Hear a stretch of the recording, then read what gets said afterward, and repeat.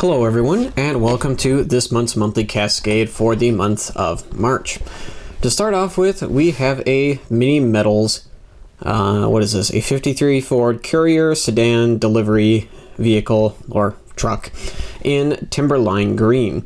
And I basically bought this model to help me with gauging how big parking spots need to be and kind of how much space you actually need for vehicles.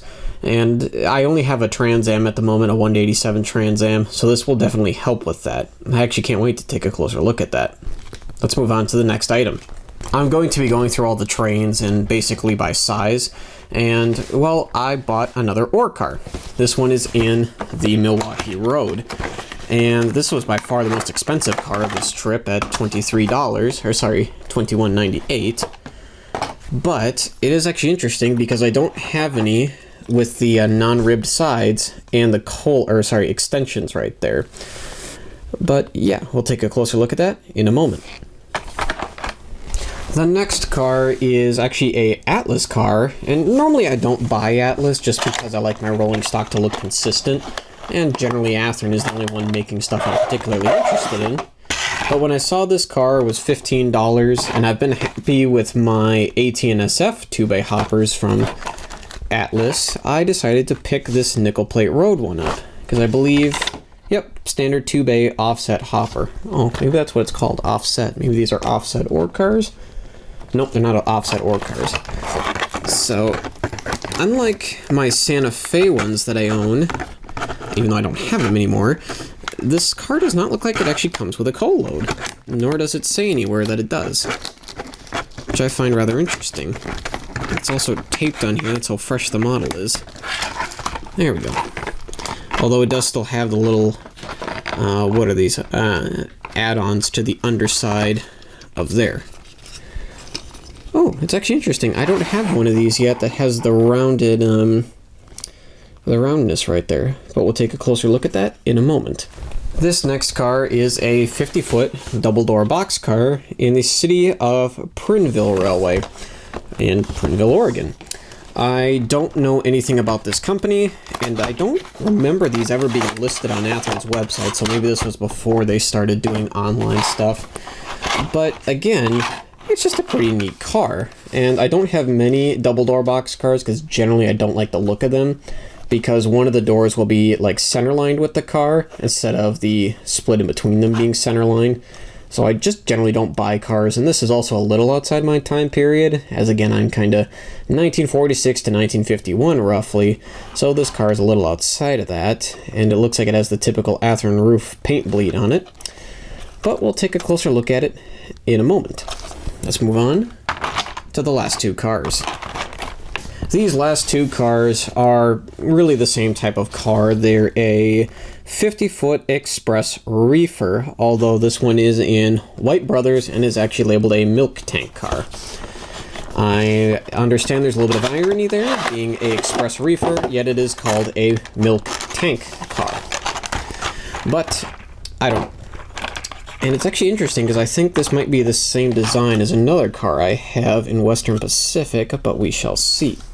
And it's actually quite a weighty car, I'm not gonna lie. I'm actually very surprised. It felt lighter in the box. But yes, we will take a closer look at this in a moment. This last car for the month is a Eversweet Corporation. Again, I believe it's a, 50-foot express reefer. And again, I don't ever remember seeing these cars for sale anywhere else, and I haven't even seen them on eBay, because I do look for this type of car every once in a while. I also know nothing about the Eversweet Corporation, or even if it's real. I'm guessing the General American Pfaudler Corporation is the actual name of the company, and this just so happens to be a brand of theirs, but I'm not entirely sure. It's just a really neat car, so I picked one up. Again, it was dirt cheap, $14. I'll imagine if new rolling stock was still $14. Boy. Let's take a closer look at all these in a moment. We have one more thing, but it's not a freight car, and it's not another vehicle. You could probably guess what it is. Well, once again, we have a Spectrum box. Unfortunately, what's in here, I am still excited about it, but it is not another DM&IR 2102. Sadly, I have not been able to find number 508. And I've put out a couple of tenders, checked eBay, and I haven't seen one come up for sale again yet. But what is inside this is probably just as equally cool to me, and probably a lot cooler to a lot of other people. Because it's a locomotive Bachmann hasn't made for a while again, because obviously it's in a black box, but it's also one with a Vanderbilt tender. Any guesses as to what it is? Well, no, it's not a Southern Pacific engine, unfortunately. It could be something that's still around, although it is based on a generic 280. Well, for those of you who guessed Union Pacific 618, you would be correct. In all of its Vanderbilt tender glory, we'll take a closer look at this thing in a moment. We're going to take a look at the cars first, and then we'll actually get to this locomotive, which I'm pretty sure is what most of you want to see right away. But like all YouTubers, I'm going to force you to watch the other stuff you're not quite as interested first. Gotta get those mid-rolls, man. Here is what the 53 Ford looks like up close, and for those interested, it does actually say Courier on it. For the cars and locomotives, I will be silent and just show you guys some close-ups before we run everything, as I really don't have much to say about any of them that hasn't already been said.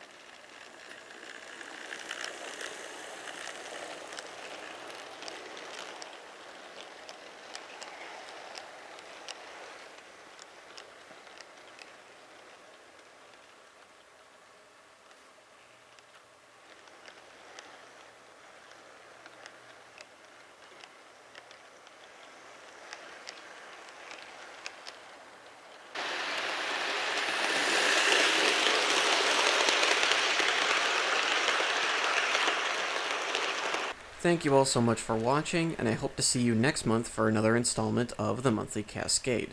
I do also plan on doing a review of the different generations of Bachmann's 280 at some point. But until then, I will see you guys in the next video.